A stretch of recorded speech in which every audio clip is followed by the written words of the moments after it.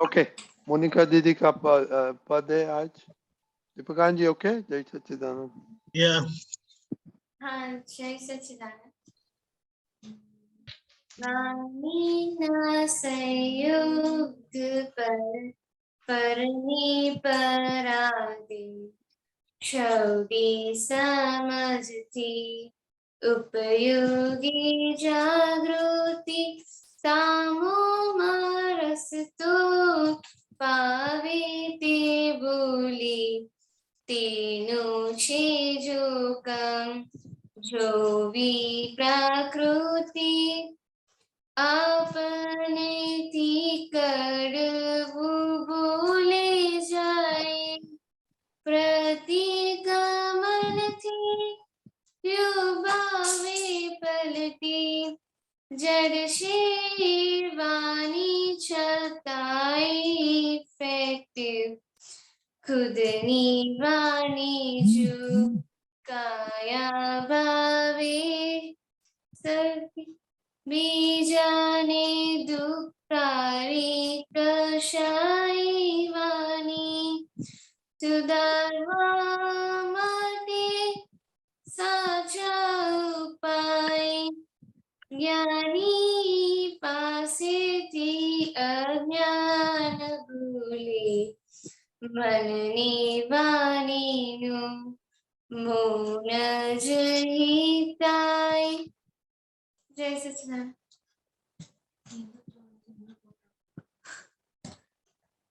कौन सी सीडी का है? वो एक second.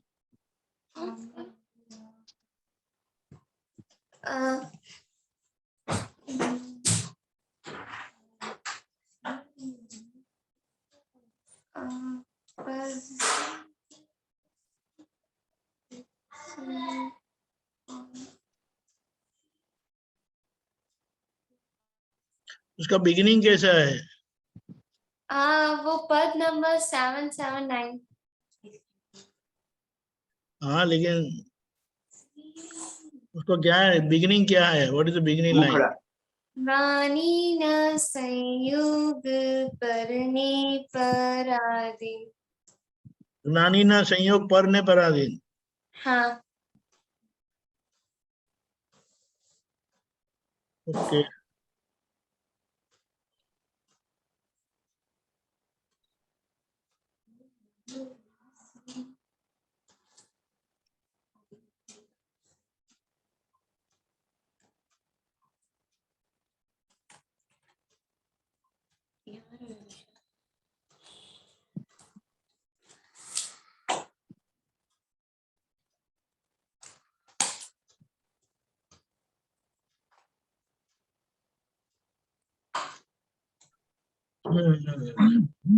Not able to locate.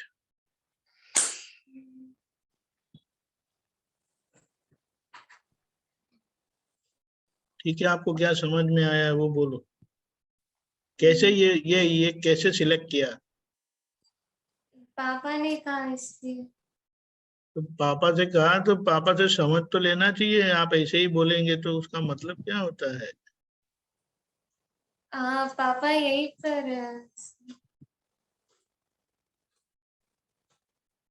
क्या? हाँ, पापा यही पर हमसे पूछो। क्या है पापा? यही पर मुझे तो पापा को पास से समझ लेना भी तो चाहिए कि नहीं? हाँ चाहिए, बट पापा कहते हैं सत्संग में जाके पूछो।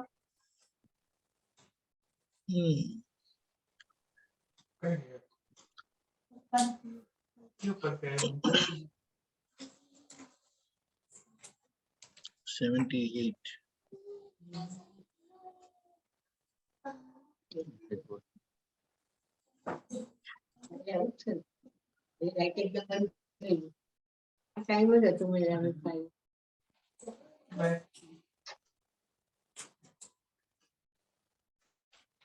दीपकानंद जी, हाँ, અહીંયા લાઈટ ગઈ છે, 1-2 મિનિટમાં આવું।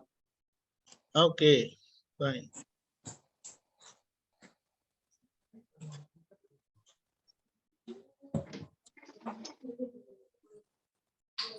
ના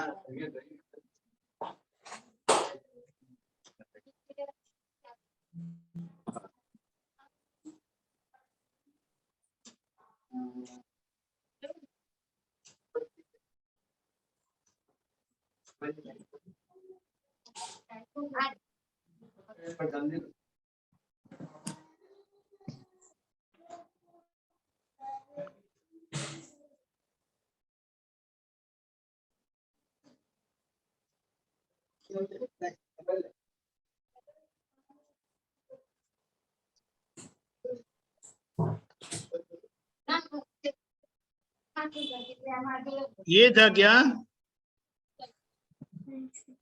हाय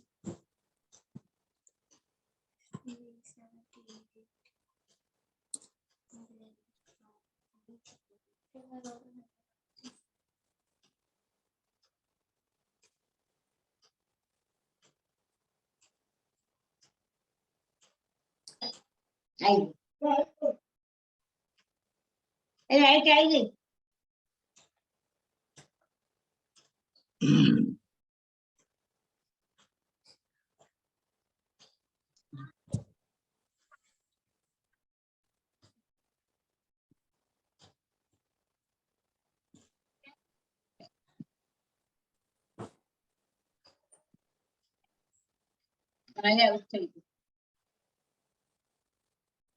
हिरेनानंद जी, हाँ जी, आइए।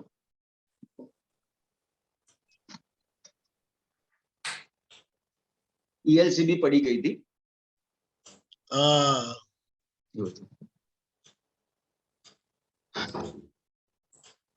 आज ओके।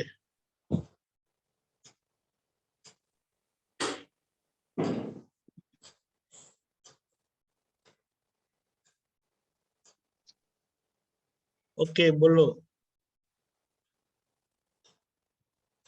ये पद पढ़ा है। हाँ,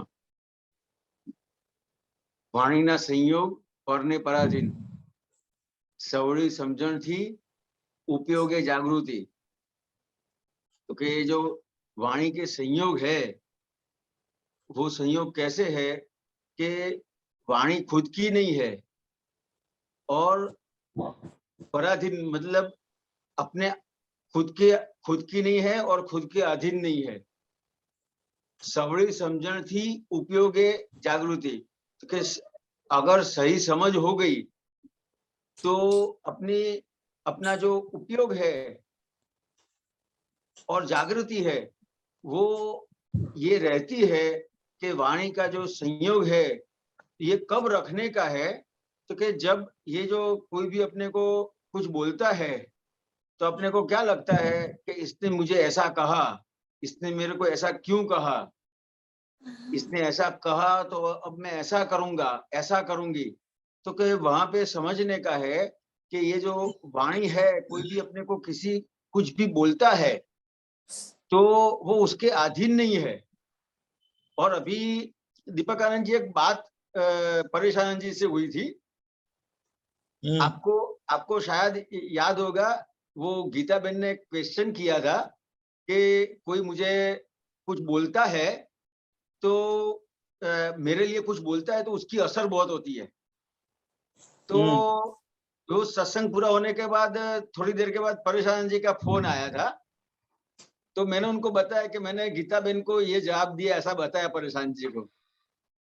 तो परेश आनंद जी ने बहुत अच्छा जवाब दिया। परेश आनंद जी ने बोला कि उनको कहने का था कि ये जो कोई भी बोलता है तो संडास कैसे लगती है वैसे उसको संडास लगी है, वो संडास कोई रोक पाता है, तो इस तरह से कोई कुछ भी रोक नहीं पाता है। कोई भी अपने को कुछ भी बोलता है तो जैसे संडास लगती है और रोक नहीं पाते वैसा है ये। तो ये जो वाणी का संयोग है, कोई अपने को बोलता है तो अपने को लगता है कि इसने मुझे ऐसा कहा, ऐसा कहा, लेकिन कोई भी कुछ भी रोक नहीं पाता है। उसको जो भी अंदर है वो निकलता है, तो वो भी उसको काबू नहीं कर सकता है, ऐसा है। ये पूरे पद के बात करने की है दीपक आनंद जी? नहीं, थोड़ा ही ब्रीफली। ठीक है, तो ये मुझे समझ में आया। और दूसरी दो लाइन का बता दो बस। सामो मानस तो फावे ते बोले, एनु छे जोखम जो भी प्रकृति। ये बहुत बड़ी बात बताई तो कि सामने वाला है उसको कुछ भी बोलने का अधिकार है। तो कि क्यों अधिकार है? तो कि कुछ भी बोलता है सामने वाले का, तो सामने वाला दो तरीके से बोल सकता है। या तो वो पागल है और अपने को कुछ बोलता है, या तो पागल नहीं है लेकिन अपने उन्हें कुछ किया है तो बोलता है। दो में से एक ही चीज होती है, या तो अपने उन्हें कुछ किया है और बोलता है, या तो वो पागल है। अभी अपन घर में देखे कि अपने माँ बाप है, भाई बहन है, हस्बैंड वाइफ है, तो पागल नहीं है, कुछ भी है तो उसके हिसाब से बोलते हैं। तो उसमें वहां पे समझने का है, दो चीज समझने की है।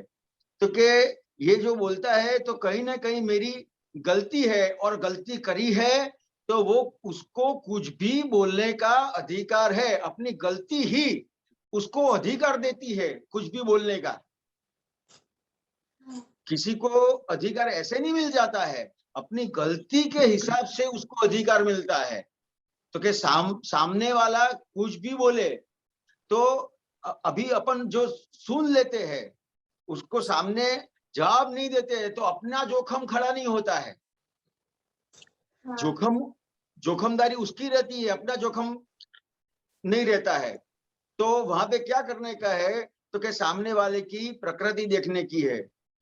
तो कि सामने वाले की प्रकृति देख के उसको वहां पे समझने का है कि ये मैंने गलती करी और सामने ऐसी प्रकृति है तो ऐसा मेरे साथ किया। तो वहां पे उसकी प्रकृति को देख के प्रकृति को देख के और उसके अंदर जो भगवान है उसका दर्शन करके आगे निकल जाने का है। આપણાથી કડવું બોલાઈ જાય, प्रतिक्रमणથી देव भाव पलटी। अगर उसकी प्रकृति और भगवान का दर्शन नहीं किया और अपने से कुछ उसके सामने अपन बोल गए, तो उसके लिए भी दादा भगवान ने ये दवाई दी है। तो क्या दवाई दी है? तो उसने कुछ भी बोला और अपने से कुछ भी बोला गया और उसको सामने वाले को दुख हुआ, तो वहां पे प्रतिक्रमण करके उसको धो डालो। ठीक है दीपक आनंद जी? या परफेक्ट। जय सच्चिदानंद। जय सच्चिदानंद। अभी से कोई भी आपको बोले वो पद गाने का, तो आप खुद एक दो बार देख लो उसे क्या है। जस्ट ब्लंट होके आप गाएंगे तो उसका कोई मतलब होता है? मेरी तो समझ में नहीं आता है। ये दीपक आनंद जी आपने बहुत अच्छा ये बात करी है कि ये कोई भी अपन व्यवहार करते हैं, ये पद गाते हैं, तो उसका जो अपने अपने भाव से कब गा सकते हैं, तो उसमें क्या बात बताई है उसको जानेंगे तो अपने भाव आते हैं उसके प्रति। अरे मेरे बॉस ने मुझे समझ के बगैर काम करने को बताया था, तो मैंने बोला आप कर लो, मैं नहीं करने वाला। तो उन्होंने गुस्से में आके बोला कंपनी छोड़ के चले जाओ। मैं बोला मैं क्यों चले जाऊं, मैं कोई बुद्धू नहीं हूँ, मैं इंजीनियर हूँ। जो काम करूंगा वो समझ के करूंगा, वरना नहीं करूंगा। बराबर। ओके मनिका बेटे, समझ में आया? हाँ, बोलो क्या समझ में आया? कि कोई भी जब हम व्यवहार में कुछ भी करते हैं तो हमें उसे समझ के करना चाहिए। अरे ये नहीं, ये पद के बारे में वो तो हो गया।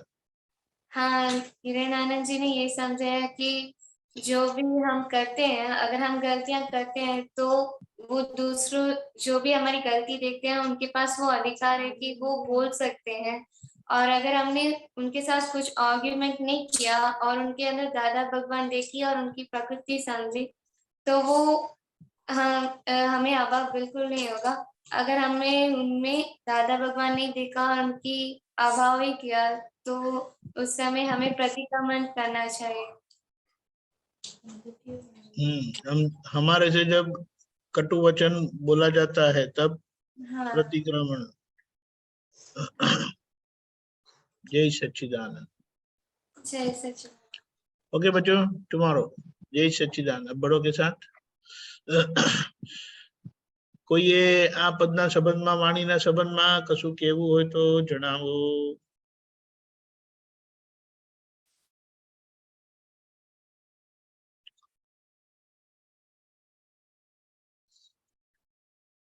जय सच्चिदानंद। Okay doctor Kashyap ji. पदाने जय सच्चिदानंद, किरणानंद जी जय सच्चिदानंद, जय सच्चिदानंद। दीपकानंद जी जय जय सच्चिदानंद। सच्चिदानंद। हाँ जी, शेयर करवाना ऑप्शन आप। ओके